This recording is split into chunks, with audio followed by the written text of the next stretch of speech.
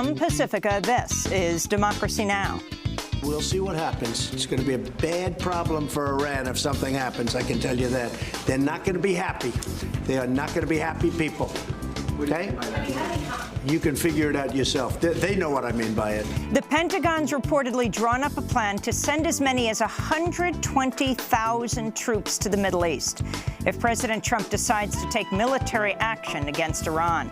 Meanwhile, the European Union is urging the U.S. to show maximum restraint as fears grow of a new U.S. war in the Middle East. We'll speak to former Iranian ambassador Sayed Hossein Mousavian. Then we speak to the acclaimed playwright, author, and activist, Eve Ensler. When I was a child, from the time I was 5 until I left home, first my father sexually abused me, and then he violently abused me almost to the point of murder a couple of times. He died 31 years ago, but before he died, and ever since he died, I've been waiting for an apology. And I finally decided that I needed to write the apology and write the words and say the words and hear the words that I needed in order to get free. Eve Ensler will talk about her new book, The Apology. All that and more coming up.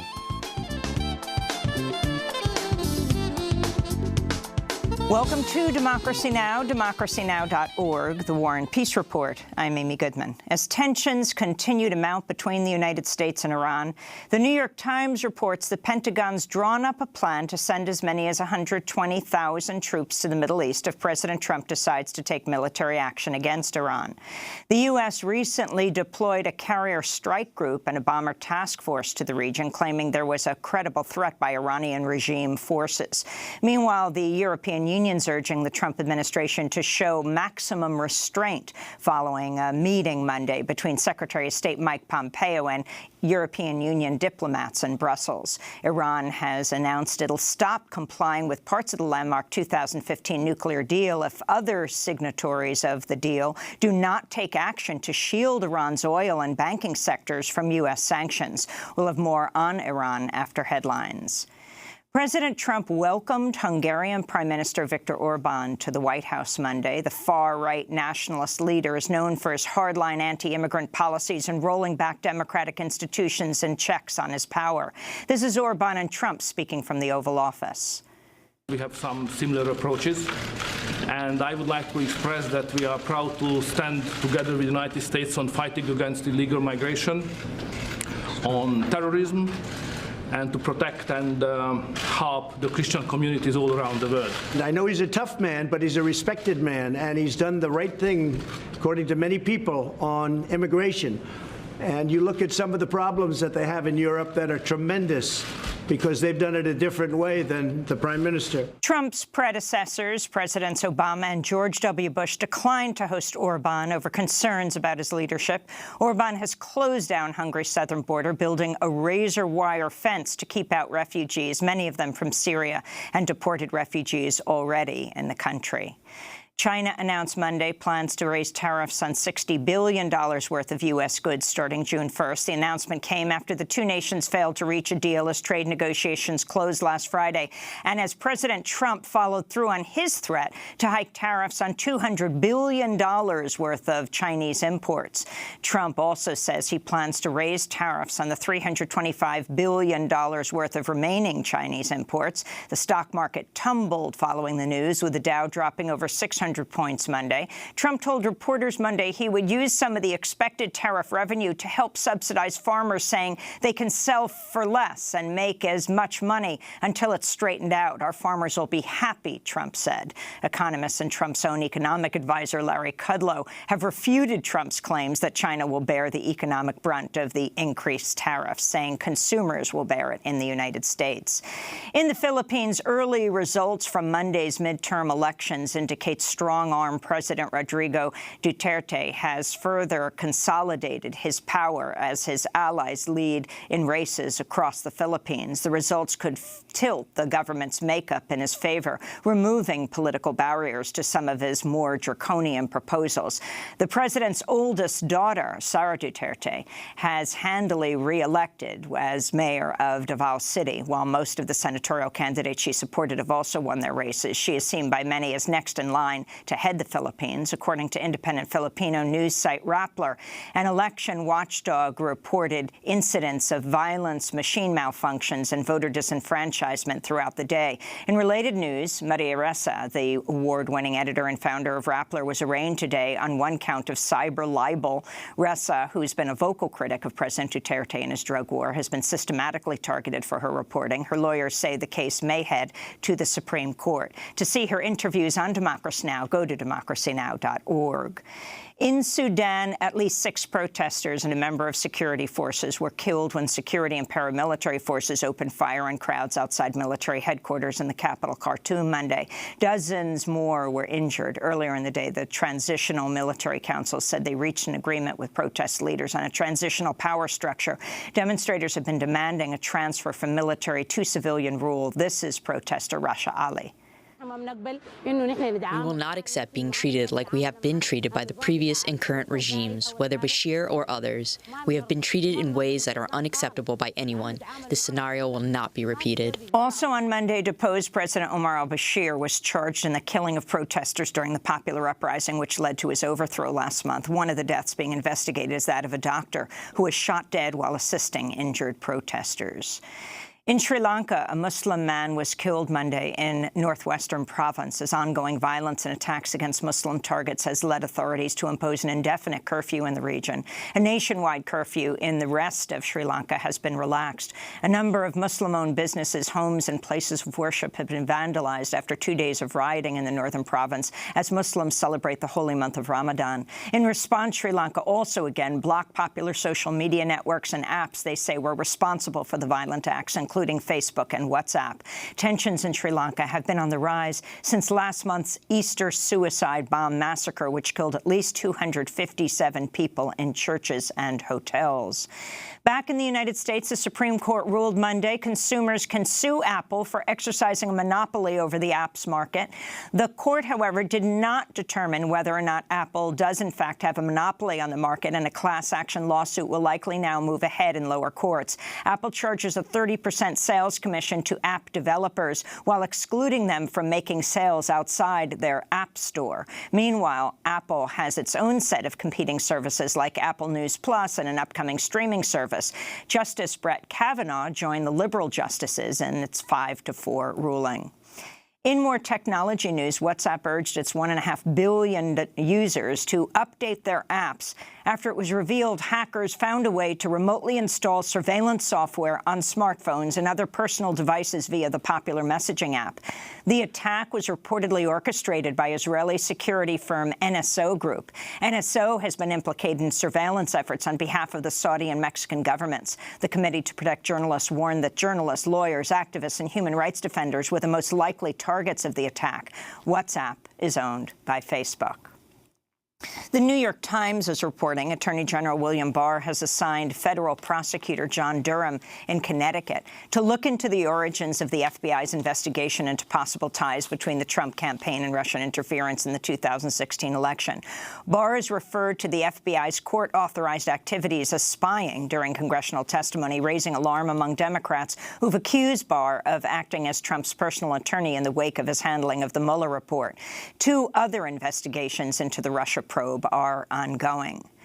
In Oakland, California, Monsanto has been ordered to pay its highest damages yet in the 3rd lawsuit over the popular weed killer Roundup. A jury has ordered Monsanto, which is owned by the German pharmaceutical giant Bayer, to pay more than $2 billion in punitive damages to Alva and Alberta Piliad, a couple who were both diagnosed with non-Hodgkin's lymphoma cancer after using Roundup on their properties for over 30 years. The main ingredient in the herbicide is glyphosate and is said to cause cancer. Attorneys for the plaintiffs estimate there are tens of thousands of similar cases against Roundup pending in courts around the United States. This is attorney Brent Wisner speaking after the verdict was announced. Monsanto keeps denying that it causes cancer, and these 2 fine people here are casualties of that deception. This is going to continue until Monsanto and now Bayer takes responsibility for its product. People are dying. People are getting sick. And they have no idea that it's being caused by Roundup. Earlier this month, the EPA said glyphosate is not carcinogenic. However, other scientific studies and the World Health Organization have found that human exposure can, in fact, lead to cancer. In more environmental news, carbon levels in the atmosphere registered 415 parts per million over the weekend, a level that has not been seen in over 3 million years. The reading was observed at an observatory in Hawaii and is the latest indicator of the fast-growing threat of atmospheric carbon concentration driving climate change. Meteorologist Eric Holthaus tweeted, "Not just in recorded history, not just since the invention of agriculture 10,000 years ago, since before modern humans existed millions of years ago, we don't know a planet like this," he said. In New York City, a disciplinary hearing is underway for a white police officer who killed unarmed African-American Eric Garner in 2014 by putting him in a chokehold and refusing to let go, even as Garner repeatedly gasped, "I can't breathe," 11 times. Officer Daniel Pantaleo never faced criminal prosecution after a grand jury decided not to indict him. He's remained on the police force but could lose his job if found guilty of violating NYPD procedures, which bans the use of chokeholds. Montana Governor Steve Bullock is the latest Democrat to enter the crowded field for the 2020 presidential nomination. Bullock is hoping his electoral success in a red state can help boost his appeal among primary voters who now have nearly 24 candidates to consider. He previously served as Montana's Attorney General. In his announcement video, Bullock vowed to fight corruption in D.C. and put an end to big money in political campaigns. Although more of a centrist than many of his fellow contenders, Bullock has pushed progressive policies like expanding Medicaid and protecting public lands in Montana. Governor Bullock came under fire earlier this year after it was revealed he failed to disclose that a former employee was fired for sexual harassment after the employee was hired by New York City Mayor Bill de Blasio. And in Washington, D.C., 4 activists remain in the Venezuelan embassy after police raided the building Monday night. Activists with Code Pink, Answer Coalition, and other groups have been occupying the building since late April at the invitation of Venezuela's government in order to prevent it being taken over by Venezuela's U.S.-backed opposition led by Juan Guaido. Last week, authorities cut off water and electricity to the embassy. As they were on the verge of being raided, activists released a video statement vowing to continue the fight. We're not going to leave voluntarily. We came here to protect the embassy. We've been here for 34 days. We will stay longer if necessary. We hope that this still results in an agreement between Venezuela and the United States to protect this embassy from the fake government, the fake coup non-government that the U.S. is pushing forward. So we're here. We're still resisting. As Kevin Zeese of Popular Resistance. And those are some of the headlines. This is Democracy Now!, democracynow.org, The War and Peace Report. I'm Amy Goodman. And I'm Juan Gonzalez. Welcome to all of our viewers and listeners across the country and around the world. The Pentagon has reportedly drawn up a plan to send as many as 120,000 troops to the Middle East if President Trump decides to take military action against Iran. The New York Times reports the Pentagon presented the proposal on Thursday after National Security Advisor John Bolton requested a revision to an earlier plan. Bolton has long advocated for attacking Iran. According to the Pentagon, far more than 120,000 troops would be needed if a ground invasion was ordered. This comes as tension continues to escalate between the United States and Iran. The United States recently deployed the Abraham Lincoln Carrier Strike Group and a bomber task force to the region, claiming there was a credible threat by Iranian regime forces. Meanwhile, Iran has announced it will stop complying with parts of the landmark 2015 nuclear deal and resume high-level enrichment of uranium within 60 days if other signatories of the deal do not take action to shield Iran's oil and banking sectors from U.S. sanctions. The U.S. has attempted to cut Iran off from the global economy, even though Iran has remained in compliance with the nuclear deal. In another development from the region, 4 oil tankers, including 2 Saudi tankers, were damaged off the coast of the United Arab Emirates on Sunday. Saudi Arabia described it as a sabotage attack. Unnamed U.S. officials have been quoted in the media blaming Iran, but no evidence has been presented. Iran has described the incident as a conspiracy orchestrated by ill-wishers. On Monday, President Trump was asked about what happened. Mr. President, are you concerned about the attacks on oil tankers in the Middle East? We'll see what happens. It's going to be a bad problem for Iran if something happens, I can tell you that. They're not going to be happy. They are not going to be happy people. Okay? You can figure it out yourself. They know what I mean by it. Meanwhile, Saudi Arabia is claiming drones carried out attacks on 2 Saudi oil pumping stations earlier today. A Houthi-run TV station in Yemen had earlier reportedly said the Houthis had carried out an attack inside Saudi Arabia. On Monday, the European Union urged the Trump administration to show maximum restraint following a meeting between U.S. Secretary of State Mike Pompeo and European Union diplomats in Brussels. Today, Pompeo is meeting with Russian President Vladimir Putin to discuss Iran and other issues. Meanwhile, Iran's foreign minister, Javad Zarif, is in India today. Up until recently, India was the second largest importer of Iran's oil behind China, but India cut off sales after the Trump administration withdrew waivers allowing them to import Iranian oil. We're joined now by a former Iranian ambassador, Sayed Hossein Mousavian. He is a Middle East security and nuclear policy specialist at Princeton University's Woodrow Wilson School of Public and International Affairs. From 2003 to 2005, he served as spokesperson for Iran in its nuclear negotiations with the European Union. He's the author of The Iranian Nuclear Crisis, a memoir, and most recently, Iran and the United States, an insider's view on the failed past and the road to peace. Welcome back to Democracy Now!, Ambassador Sayed Hossein Mousavian. It's great to have you with us. Very serious times as the New York Times reports that the U.S. is preparing to send 120,000 troops to the region, to the area around Iran, is reportedly drawing up plans. Can you talk about the significance of this? Yes, good morning. Actually, I expected such a situation after Ambassador John Bolton was nominated as National Security Advisor. I have written many op-eds articles during last year that it's going to happen because even this morning, if you look at USA Today, 2 high-ranking American Congress members, Senator Murphy and Representative Himes, they have an op-ed saying that John Bolton and Pompeo are leading the U.S. into a war with Iran.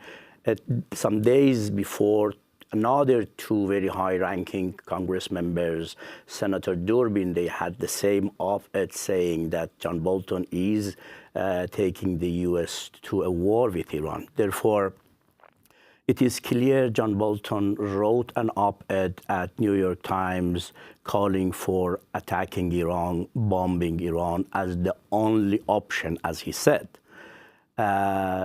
He was allied with the terrorist group of Iranian terrorist group MEK.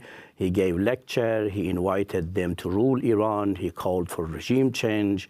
Therefore, everyone knows what is the strategy and the mindset and the plan of Ambassador John Bolton. This is not a confidential issue. Second, the fact is the Israeli Prime Minister Bibi Netanyahu for many years have been pushing the U.S. to attack Iran. He has huge influence at the White House. You remember when President Trump withdrew from Iranian nuclear deal, some days later, Bibi Netanyahu said, I asked him to leave the JCPOA, the Iranian nuclear deal. It was me who made him to depart from the deal. After President Trump designated Iranian army as a terrorist group, again, Bibi Netanyahu publicly said, it was me who asked President Trump to designate Iranian army as a terrorist group. Therefore, this is very obvious, well known. The third issue is the fact Ben Salman and Ben Zayed, the Crown Prince of Saudi Arabia and Emirate, they have been pushing the U.S. for many years to attack Iran. You remember Secretary of State John Kerry 3 times revealed that in any meeting he said we had with Saudis, Israelis, Emiratis, they were asking only to attack Iran, attack Iran, attack Iran. Therefore, the 4 Bs team, John Bolton, Bibi Netanyahu, Ben Salman, and Ben Zayed, now they have excellent position at White House to push the U.S., the dream they have had for years and years and years, to drag the U.S. into a war with Iran. That's why I would say what the American Congress members have frequently warned, Iranians have warned, Europeans they have warned, is happening, unfortunately. That would be extremely dangerous for the U.S., for the region, for Iran, for international community. Because look at the situation in the Middle East today. What happened after the U.S. attacked Iraq?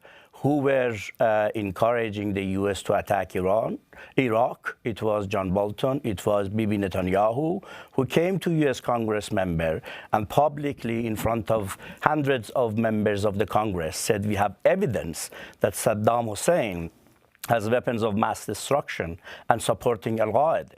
And they pushed President Bush to attack Iraq.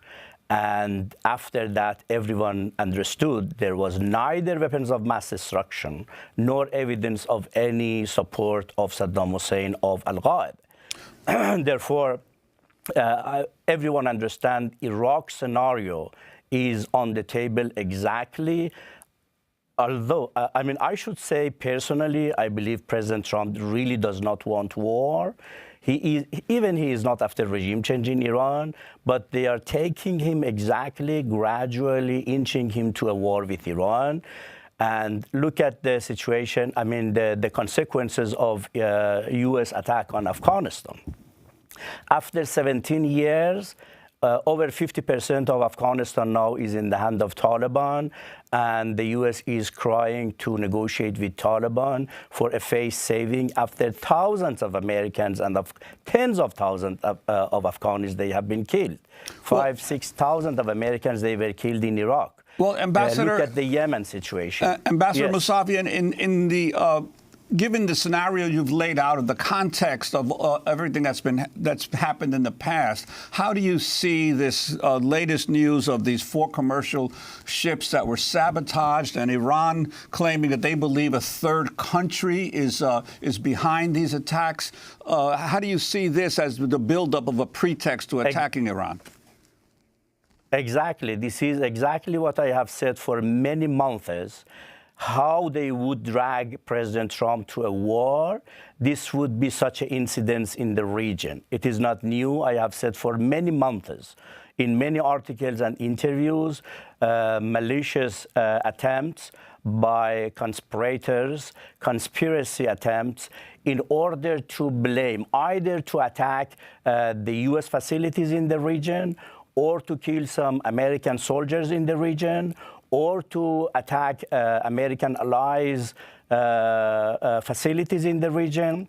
You just read last week some articles by Israeli papers saying that we have information that Iran is going to attack oil infrastructure of American allies in the region. This is the scenario. This is the conspiracy plan which they want to leave no option for President Trump unless to attack Iran. Ambassador, we're going to break and then come back to this discussion and also figure out how this all started to spiral with President Trump pulling out of the deal that you helped to negotiate, the Iran nuclear deal. We're speaking with Ambassador Syed Hossein Mousavian. This is Democracy Now! We'll be back with him at Princeton University in a moment.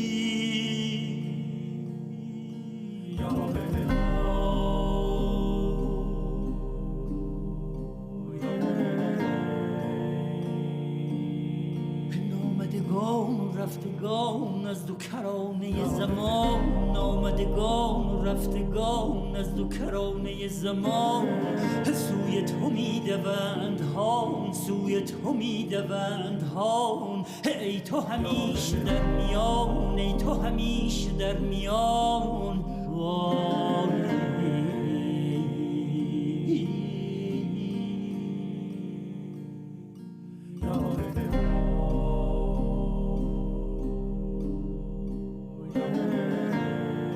Existence Life by the Rumi Symphony Project. This is Democracy Now!, democracynow.org, The War and Peace Report. I'm Amy Goodman with Juan Gonzalez. We want to turn to President Trump last Thursday, who was speaking at an impromptu news conference. He said Iran's leadership should sit down and talk with him about giving up Tehran's nuclear program. Trump declined to answer a reporter's question about why he deployed the USS Abraham Lincoln Carrier Group to Iran over what was described as unspecified threats.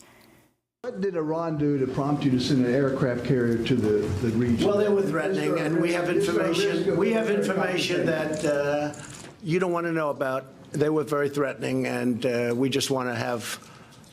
We have to have great security for this country and for a lot of other places. Is there a risk of military confrontation, sir? I guess you could say that always, right? Isn't it? I mean, always. I don't want to say no, but hopefully that won't happen. We have one of the most powerful ships in the world that's loaded up, and we don't want to have to do anything. What I'd like to see with Iran, I'd like to see them call me. We just don't want them to have nuclear weapons. Not too much to ask. And we would help put them back into great shape. I'd like to see them call me, President Trump said. We are still with Princeton University professor Ambassador Sayed Hossein Mousavian, Middle East security and nuclear policy specialist at Princeton University's Woodrow Wilson School of Public and International Affairs. Can you respond to what Trump said? And also, let's talk about the stranglehold of the sanctions that that the U.S. is continuing to tighten against Iran, the effects that's having on the ground, Ambassador. Yes, I think President Trump made a big mistake to depart from the nuclear deal. Practically, it was President Trump who left the negotiation table because Iran and the big powers, the P5+1, they were negotiating at the level of foreign ministers and deputy ministers for years. And during even President Obama, you remember John Kerry and Iranian Foreign Minister Javad Zarif. If not every day, they were weekly in touch, negotiating, meeting, emailing. When President Trump left the deal, practically he left the negotiation table. Therefore, he should be blamed for leaving the negotiation, not the Iranian side. And he is welcomed back again to the forum of P5+1 to return to the nuclear deal, to open dialogue and negotiation with Iran, with the other world powers if there is any other issue beyond the nuclear to negotiate. This is number one. Number two, there is well known by many nuclear scientists worldwide, even International Atomic Energy Agency, saying that the Iranian nuclear deal was and is the most comprehensive agreement during the history of non-proliferation. And Iran has accepted commitment for transparency measures and limitations on the nuclear program, which no other member of NPT, Non-Proliferation Treaty, has ever accepted. Therefore, Iran has accepted the maximum level of transparency based on the reports of the IAEA and United Nations. Third, the IAEA, International Atomic Energy Agency, which is the sole agency to judge about the nuclear program of the members, for 2 years in 14 reports has confirmed Iran has fully complied with the nuclear deal. Therefore, there has been zero failure on the Iranian side. The deal was approved by United Nations Security Council, United Nations Security Council Resolution 2231. The U.S. violated. It was the U.S. who violated the deal, departed, and now, and worse, which is really an unprecedented phenomenon during the history of international relations and United Nations is the fact that the United States is punishing the other member of United Nations for complying with the Resolution 2231 to supporting implementing the Iran nuclear deal.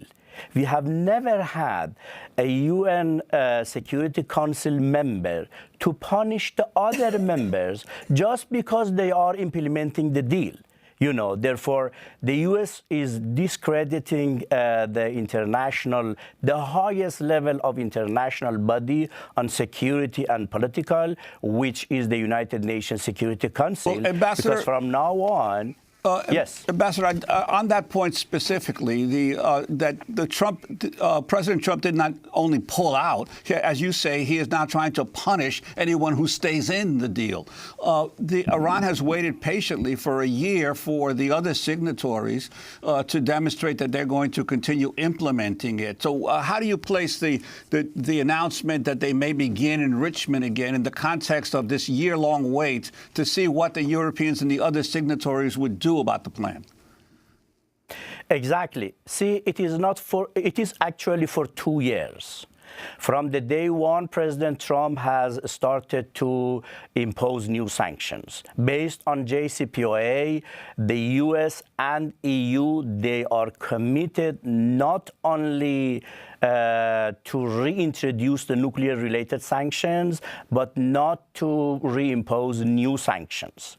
Therefore, the U.S. has violated, and he's punishing the other members for implementing the deal.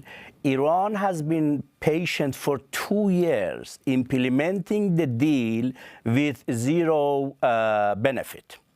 Now, Iran has decided on 2 measures, which is not a break of nuclear deal, because the U.S. latest sanctions prevented the export of excessive amount of enriched uranium. Based on the nuclear deal, Iran has accepted always to keep 300 kilogram and export the excessive amount to Russia of enriched uranium, and 130 tons of heavy water, and to export the excessive amount to Oman. Now, it is the U.S. has put sanctions on Iran not to export the heavy water, the excessive amounts to Oman, and not to export the excessive amount of enrichment to Russia. Therefore, Iran has no other option. Iran cannot practically export. Therefore, Iran would be forced to have excessive amount. Therefore, it is not a violation by the Iranian side. Iran has been forced by the U.S. not to export. However, Iran has warned the other P5+ members, P5+1 members, that I have been waiting for 2 years for you. You have done zero.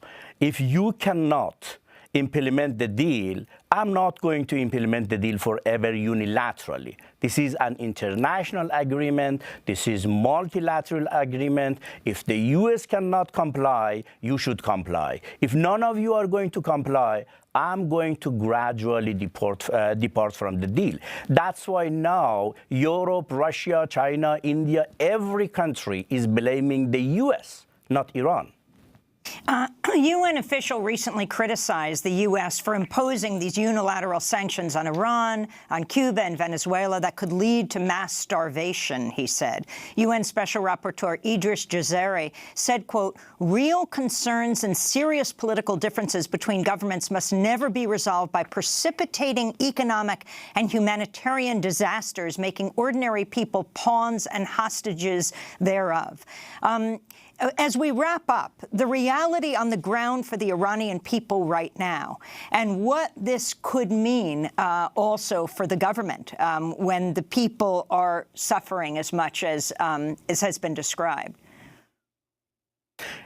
You are completely right. 80 million of Iranians are suffering from U.S. sanctions, and practically the strategy of John Bolton is a war, a sanctioned war, economic war on Iranian nations in order to push them to bring a regime change inside Iran, within Iran.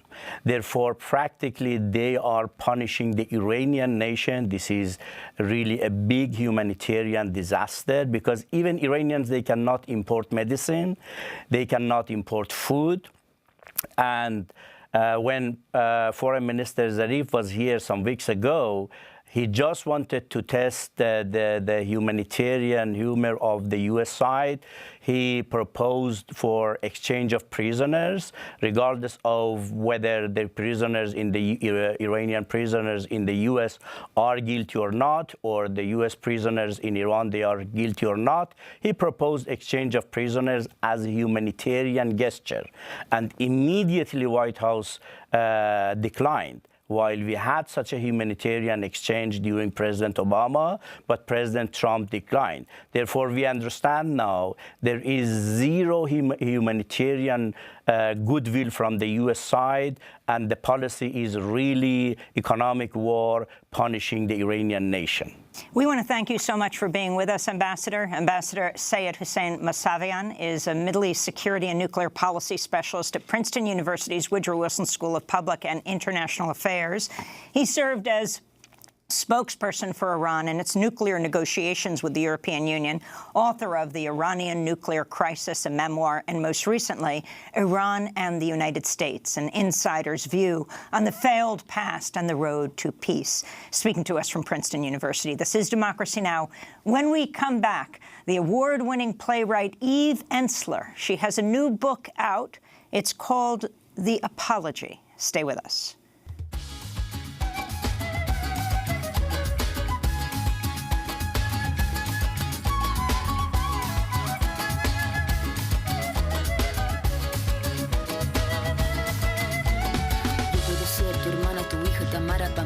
Valentina, yo puedo ser tu gran amiga, incluso tu compañera de vida. Yo puedo ser tu gran aliada, la que aconseja y la que apaña. Yo puedo ser cualquiera de todas, depende de cómo tú me apodas. Pero no voy a ser la que obedece, porque mi cuerpo me pertenece. Yo decido de mi tiempo, como quiero y dónde quiero. Independiente yo nací, independiente decidí. Yo no camino detrás de ti, yo camino de la para aquí. Tú no me vas a humillar, tú no me vas a gritar. Tú no me vas a someter, tú no me vas a golpear, tú no me vas a denigrar, tú no me vas a obligar, tú no me vas a silenciar, tú no me vas a callar. No sumisa ni obediente, mujer fuerte, insurgente, independiente y valiente, romper la cadena de lo indiferente, no pasiva ni oprimida, mujer linda que das vida, emancipada en autonomía, antipatriarca y alegría.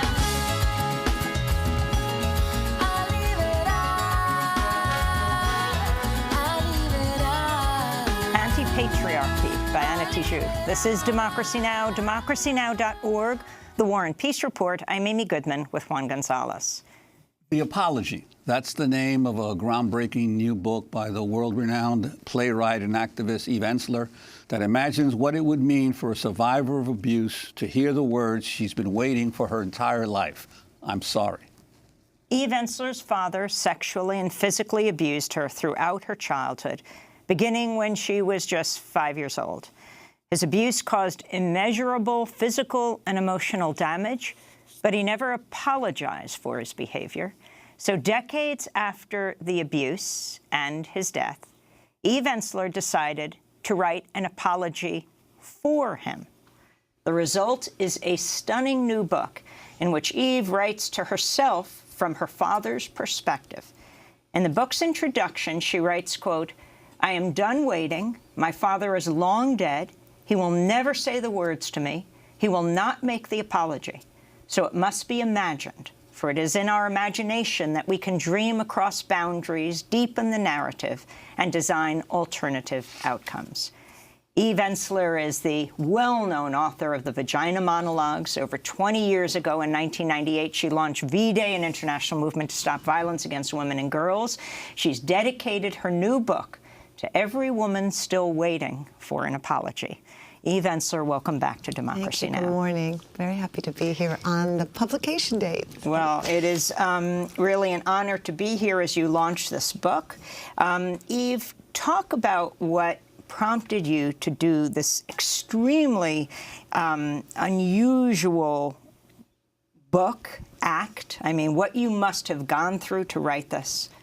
Well, I think there were several factors that kind of inspired me to do this. One was having worked in the movement and violence against women for 21 years and looking at the recent iteration of Me Too. How many women have broken the silence? How many women have told their stories? How many women have called men out? We see a few men losing their jobs, white men in particular getting them back fairly quickly. We see a couple people maybe going to prison, some losing status. But I was thinking in all this time, and particularly in this recent, when have we heard a man who's been accused come forward and make a thorough, deep, authentic accounting and apology for his deeds? And not only could I not think of one example, but I went back in thousands of years of patriarchy and think, when have I ever read that happen? When has a man ever come forward and I mean an apology, where you detail an account of the harms you have done and the actions you have taken, where you go inside the feelings, the heart, the body of your victim to try to experience what she felt, where you take full accountability for your actions and you evidence through that a process of self-interrogation, which means you could not possibly do that act again.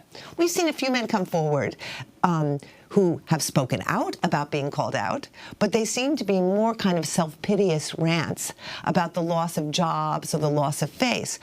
And then I thought to myself, well, I've been waiting 60 years for an apology from my father who died 31 years ago. Maybe I could write the apology I need to hear, to write the words that I need in order to get free.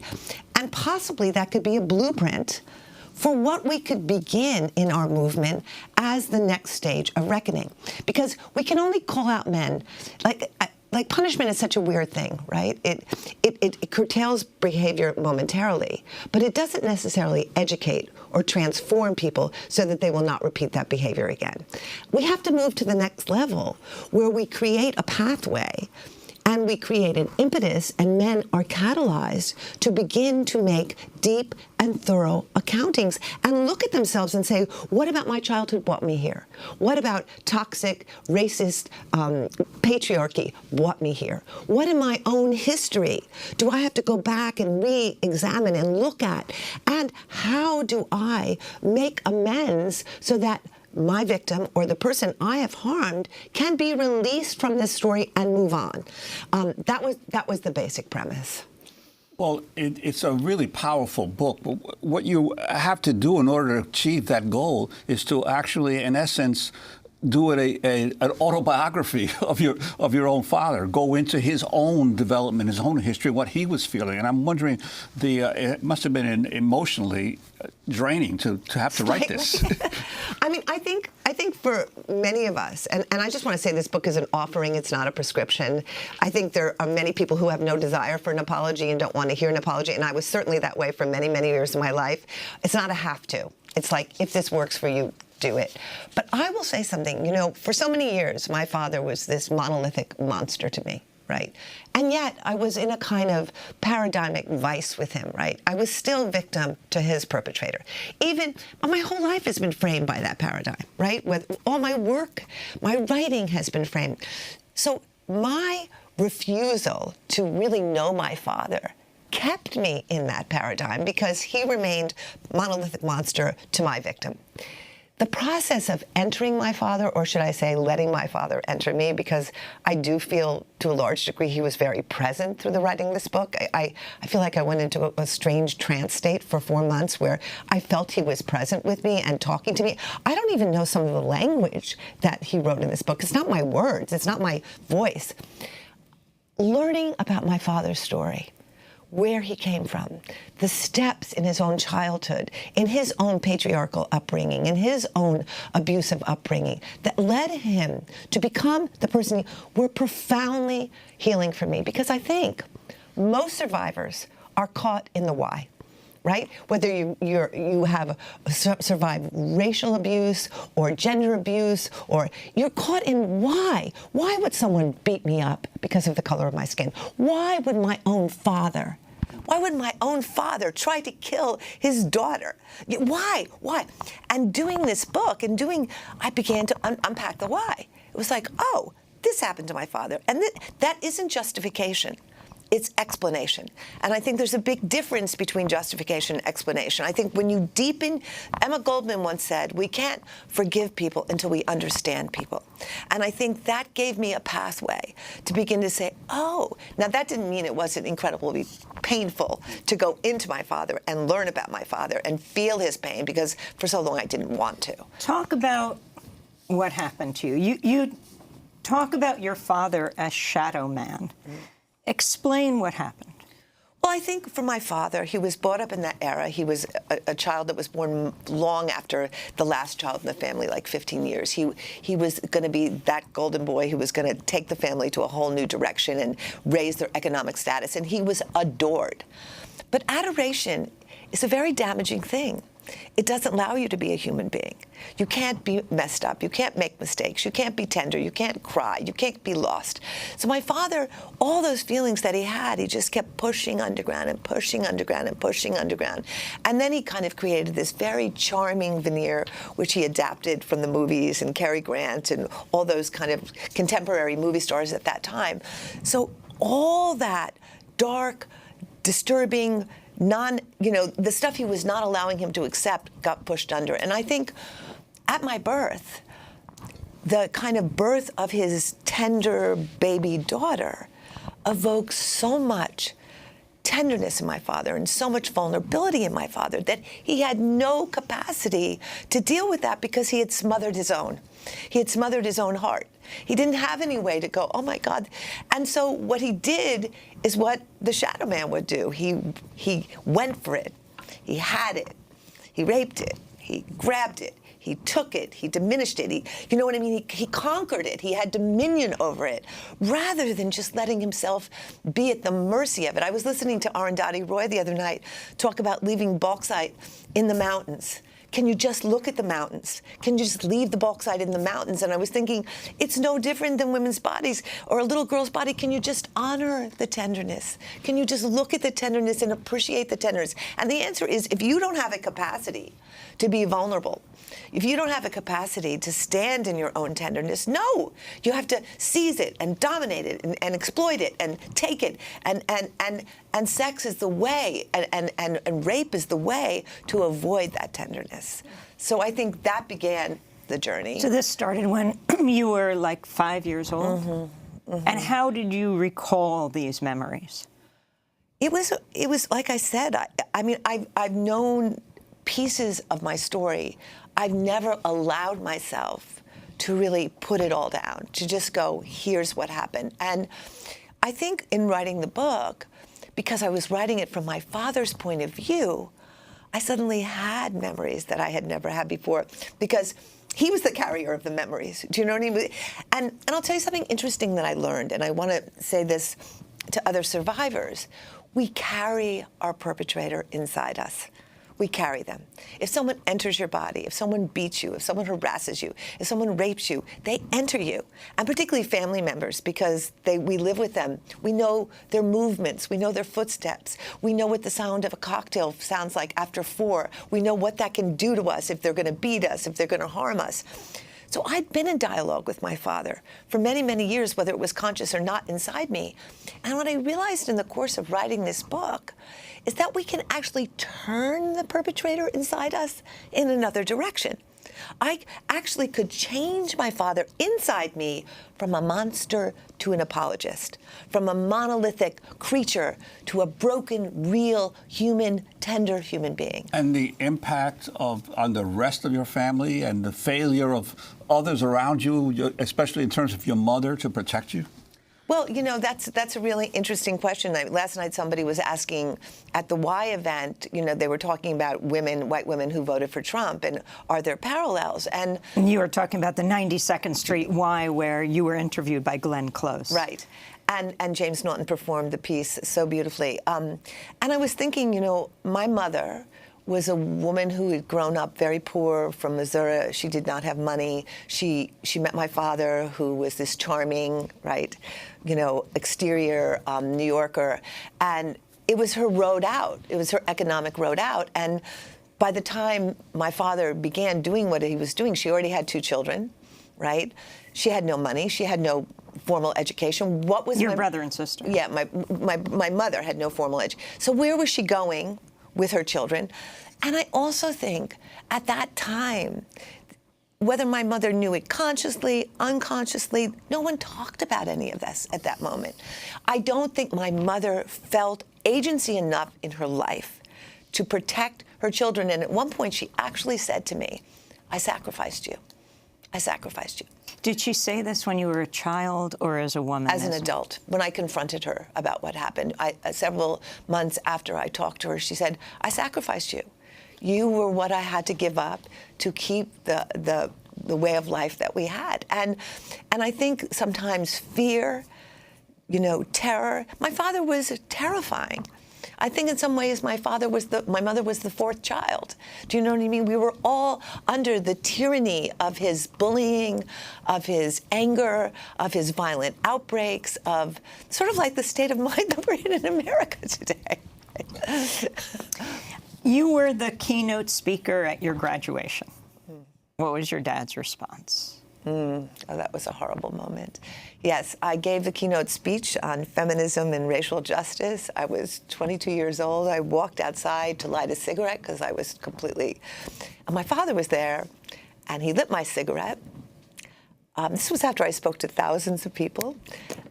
And he had a cigarette. He stood there silently, never mentioned the speech, never said a word about the speech. Time passed. Eventually, he said, reached in his pocket, he handed me a check for $1,000. He shook my hand and he said, have a good life. It was as if someone had taken a fist and punched it into the center of my being and knocked me out. And I have to tell you, it set me on a very bad path for many years. You know, drugs, alcohol. It was like the final crushing moment, you know. I think even if a person abuses you and incests you and beats you, it's still your father. You still want their approval. You still want their love. So for me, it was like, here I had done this, and it was like, boom. So he raped you and physically assaulted you constantly throughout your childhood and teen years. When did he stop? He stopped when I came home from college. I think I was in my first or second year, and I said I wanted to be a writer, and he said, no, you're going to be a lawyer or an accountant, and I said, no, I'm not. And he picked up a chair, and he started to smash it over my head, and it was the first time in my life I stood up, and I said, if you ever touch me again, if you ever touch me again, you will never see me for the rest of your life.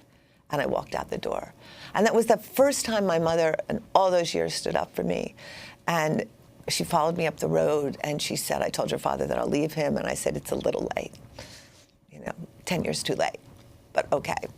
And during your adult years before his death, was there any kind of communication? Or we had a few attempts. When I got sober, he was really unhappy because he didn't like the idea. It was very threatening to his sobriety. As a matter of fact, he mixed me a drink. We had occasional times when there'd be these strange, very failing attempts to connect. And he didn't contact me before he died. He didn't contact me at all. As a matter of fact, a week before he died, he came out of his stupor. He died of lung cancer, and he said to my mother, I don't want even my will. And I want you to know, if she ever tells you anything, she's a liar. And my mother said to me, it was that made her know I was telling the truth. Because why would he have said that out of his stupor? What is the anatomy of the ingredients for an effective apology? Thank you for asking that. I think so deeply about what is an apology. And I think, first of all, it's a humbling. It's making yourself vulnerable. It's an equalizer. It's going into the detailed accounting of what you had done, because the liberation is in the details. It can't be broad. It's not like an I'm sorry. I did this, I did this, I did this. It's feeling what your perpetrator must have been feeling as you were doing it. It's letting yourself open to the heartbreak of that, to the sorrow of that. It's doing self-evaluation and self-interrogation where you look at what brought you to do that, what in your childhood, what in the culture, what in your religion, what in your family, what in any part of your life drove you to do that behavior. And then one of the things I really learned is like we live in a culture of diabolical amnesia. We deny what happens in our family. We deny what happens in our history from the beginning of indigenous people through slavery. An apology is a remembering. What occurred did occur. And so by doing that, we are actually reattaching the pieces of our own histories into a healing kind of cloth. And I think when you make an authentic apology, there's an alchemy that occurs. When you hear someone who has gone through the steps I've just outlined, something in your body, in your psychology, in your spirit releases, because that person has gone thoroughly and deeply and authentically into themselves to become vulnerable to you, to become equal to you, to become connected to you again. And I think, in a way, we need to now move in our movement to, as Tony Porter at A Call to Men brilliantly says, we've called men out. Now we need to call them in. Now we need to call them in. I'm wondering, talking about half-hearted apologies, we've all heard the reports of Joe Biden attempting to semi-apologize to Anita Hill about the way he treated her during the Clarence Thomas hearings. Your reaction to that, and is that a perfect example of how not to apologize? It's a perfect example, and I'm really proud that I have Anita Hill's quote on my book, because when I wrote this book, I was thinking, like, who are the people who are owed the biggest apology? And certainly Anita. But I think what Anita Hill was saying, and I think it's so critical, is there's accountability. What has your harm done, not just to Anita Hill? What she was saying is, what has your harm done to millions of women who were impacted by that decision for Anita Hill, the delegitimization of Anita Hill, the humiliation of Anita Hill, the putting Clarence Thomas on the Supreme Court? What kind of decisions has he made over these years that have impacted? And I think what she was saying is, we want accountability. We want thoroughness. We want you to look at what are the impact of your, to some degree, collusion with Clarence Thomas at that time. Reading Jay Meyer's article, she talked about how he was talking to them throughout that whole process. So I think that is an excellent example. And I think, my father says to me in the book, this really brilliant thing. He said, when it said it to me, I was shocked, because I really feel like he spoke to me. He said, to be an apologist is to be a traitor to men, because there is a male code. We don't apologize, which is why I think we haven't heard one in 16,000 years of patriarchy. That once the one apology happens, once a man owns that he knows what he was doing was wrong, the whole story begins to crumble. We just have 30 seconds, Eve Ensler. A message to women, a message to anyone still waiting for an apology. I think to men, the time is now to find a clergy, a person, a counselor. Start to work on your apology. It's a process. It's a journey. It's a practice. It takes time. And to women who can't get an apology, write yourself one from your perpetrator. Work with somebody to support it. Do a thorough letter from the person who harmed you to yourself. The impact on me was profound. I feel free in a way I have never felt in my life. And I think this process, we just did this process at City of Joy in the Congo with the survivors who wrote letters from their perpetrators, and the outcome was astounding. Eve Ensler, we're going to do part 2 and post it online at democracynow.org. Eve Ensler, award-winning playwright, author of The Vagina Monologues. Her new book is called The Apology. A very happy birthday to Erin Dooley. I'm Amy Goodman with Juan Gonzalez.